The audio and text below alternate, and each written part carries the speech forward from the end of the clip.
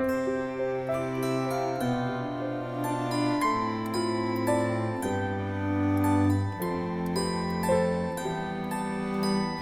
guys, welcome back to another video here with me at the Aspiring Home Cook. In today's video, we're going to look at making the most glorious, luxurious chocolate fudge that you've ever eaten. This is a super simple recipe and I believe everyone needs to have recipes like this in their repertoire, especially as the holiday season approaches. This is a recipe that uses just 4 ingredients and the cooking literally takes a few minutes. The hardest part is being patient enough and leaving it to set in the refrigerator so that you can then cut it. This is one of my go-to recipes to tuck into little treat bags or boxes and distribute around the holiday season. So without much further delay, let's go ahead and get cracking with this recipe. To make our chocolate fudge today, here's what we're going to use. I've got 350 grams of dark chocolate. Use good quality dark chocolate. The fudge that you make will only taste as good as the quality of chocolate that goes into it. We like dark chocolate a lot, so all of this is dark chocolate. If you're not very fond of dark chocolate, you can also substitute maybe half dark and half milk chocolate. So that's 100 grams of hazelnuts in here. You can use almonds, you can use cashews, you can use pistachios, pretty much whatever nut you like. I've got a tin of condensed milk. That's just a regular 395 gram tin of condensed milk. And here I've got about 30 grams of butter. This is just regular salted butter. If you don't have salted butter, unsalted butter will also work, but just add a pinch of salt to the mix. The salt helps bring out all the flavors of the sweet. Okay, now like I said, the first stage in the process will be lightly toasting these hazelnuts or whatever nut you're using. I'm going to start off with a heavy bottomed pan and I'm just going to lightly toast the hazelnuts till I can smell a slightly nutty aroma. You're not looking to add any color, you're not looking to make these darker shade of brown, you're just looking for it to get that nice toasty flavor. So while the nuts are toasting, I've just gone ahead and lined a 9-inch square pan with some foil. Now when you're lining the pan with foil, make sure to leave a little overhang like this on 2 sides. Make sure that it has come up the sides of the pan on all 4 sides. What that will do is when your fudge has set, you'll just be able to lift the foil out of the pan and easily cut it down into squares. My hazelnuts have toasted off well. They've only started getting a slight hint of color, like you can see there. So I'm just going to take that off the heat, take it out into a little bowl or a plate and leave the nuts to cool. After the nuts are toasted, make sure that you take off any peel or skin that might be left behind and then let them cool down completely. Once they're cool, you can roughly chop them up into smaller pieces, or you can do what I do. Get myself a Ziploc bag, dip the nuts in. I hold it over a kitchen towel just to avoid the noise that it makes, and using a rolling pin, coat it down.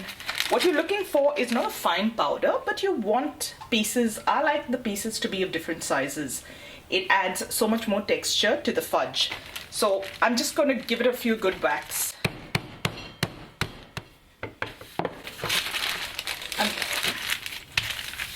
And we're done.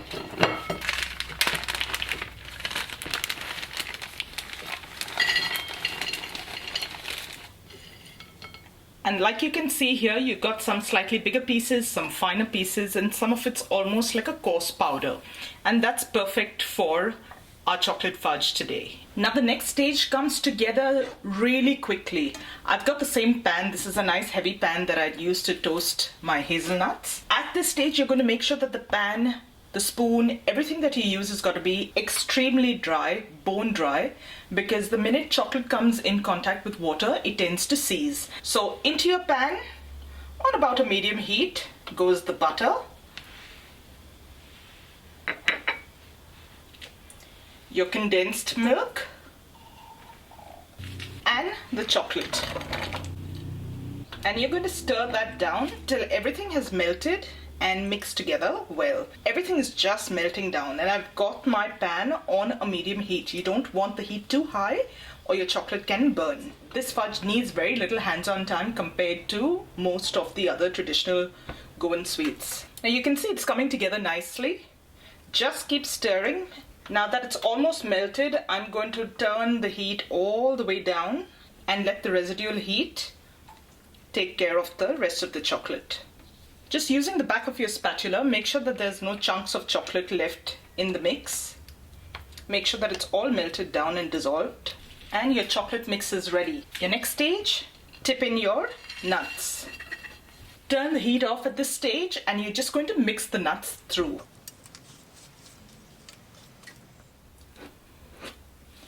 And that's it, your chocolate fudge is ready. So I'm quickly going to pour that chocolate fudge into my tray that I've lined with foil. And you're just going to spread that out to the edge of the pan. Work quickly because the chocolate will cool down pretty fast.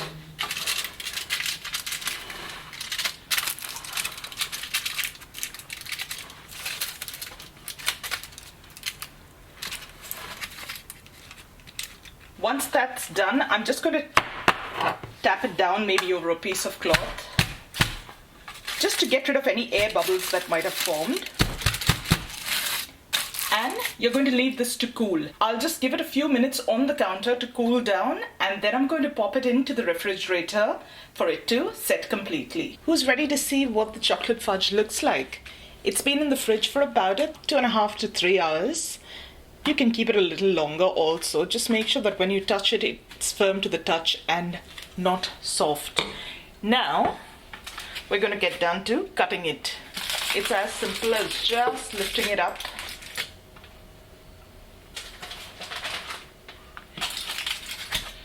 and peeling your foil down.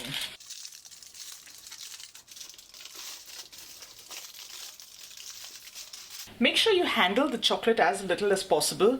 My hands are usually always on the warmer side, so I try and handle the chocolate as little as possible. Also, make sure that you work quickly once you take it out of the fridge.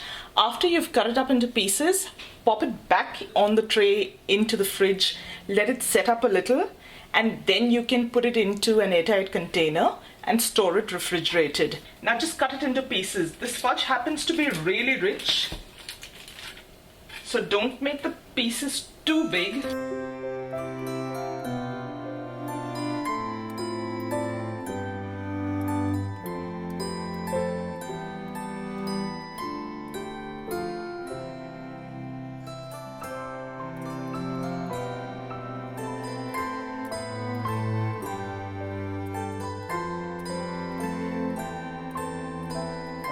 Now at this point, I urge you, go ahead, taste a piece. This is the most luxurious chocolate fudge I've ever eaten.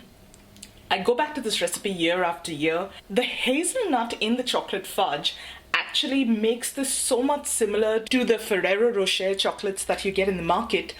Plus, there's no fuss about making it into truffle pieces and rolling it and things like that.